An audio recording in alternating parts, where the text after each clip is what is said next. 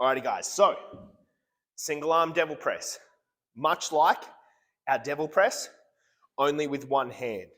Now, very light weight that I'm using there, so very easy to maneuver. If you're using a heavier weight or the correct way to do the movement, each time you go from your push up to jumping your feet forward, what we actually want to do, so if I go slow, we want to go through our push up. As we come up, we want to then jump those feet to center. From there, we can go through our movement. Now, lighter weight, I was able to manhandle it to the center. Probably not the best technique.